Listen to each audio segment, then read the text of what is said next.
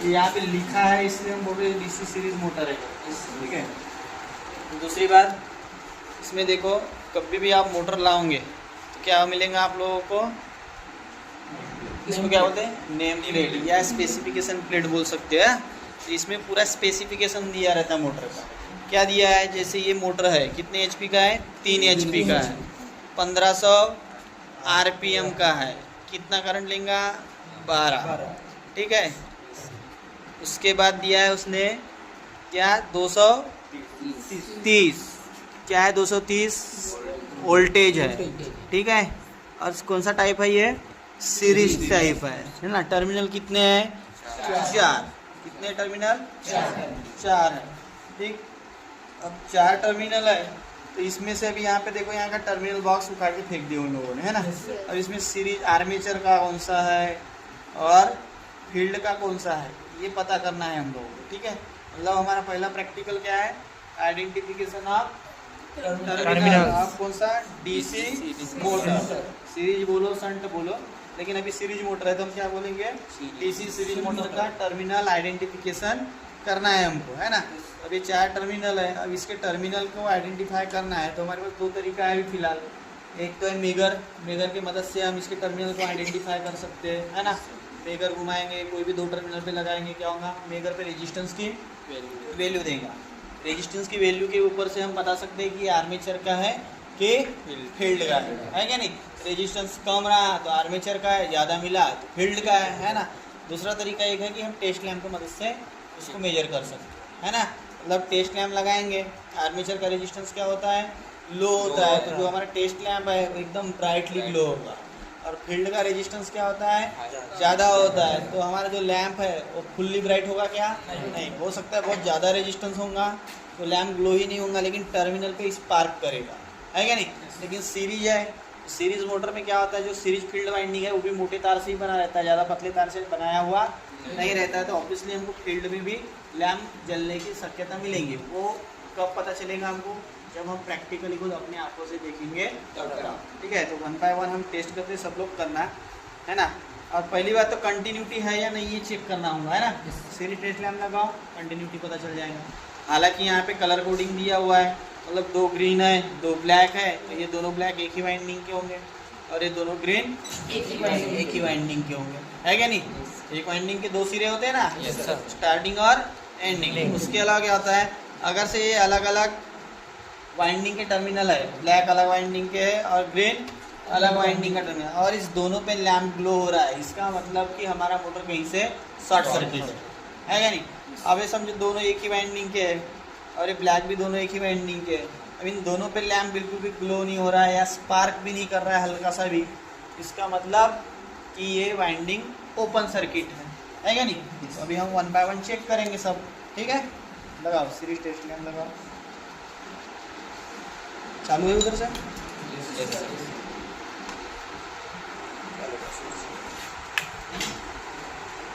ये ग्रीन है, ग्रीन में ग्रीन लगा,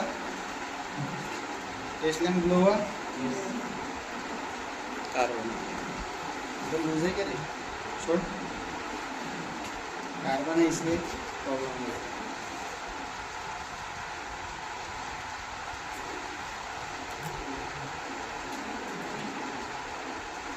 कार्बन जल गया, इसे करने तो इसे ब्लू नहीं लगेगा।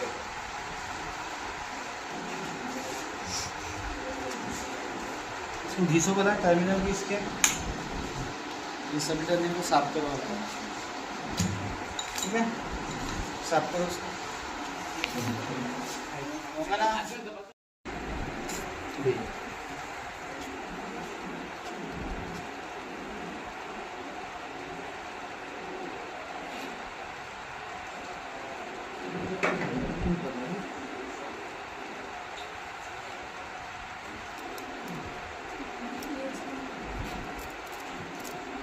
आर्मेचर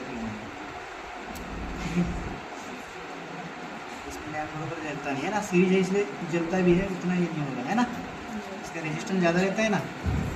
हालांकि इसमें एलईडी लैम्प लगाऊंगे तो जल जाएगा।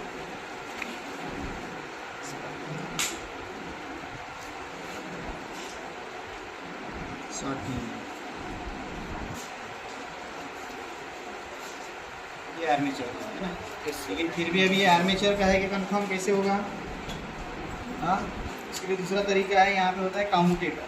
क्या होता है? कम्यूटेटर कनेक्ट रहता है आर्मेचर से। मैंने पढ़ाया तुम लोगों को? क्या करना, एक टर्मिनल यहाँ कम्यूटेटर में डालना, एक कम्यूटेटर रहता है ना, और एक इधर लगाना।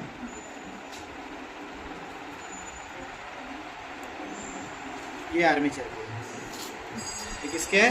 आर्मेचर से। चल रहा है ना? इसे अंदर से टर्मिनल में कुछ ना कुछ प्रॉब्लम है इसमें, इसलिए कंटिन्यूटी नहीं दिख रहा है। समझ में आया? जला अंदर से। इधर कम्यूटेटर पे लगाया हूँ, किस पे लगाया हूँ? कम्यूटेटर पे, और ये इसके टर्मिनल स्पार्क हो रहा है, देखो जला ना? इसमें भी जल रहा है? स्पार्क हो रहा है। ये जला ना, स्पार्क हो रहा है। एक्चुअल में अंदर से जो कार्बन ब्रशेस है वो उस कम्यूटेटर को बरोबर चिपका नहीं होगा, इसलिए वो कंटिन्यूटी भी बरोबर नहीं दिखा रहा है, छोड़ पकड़ दिखा रहा है। ठीक है,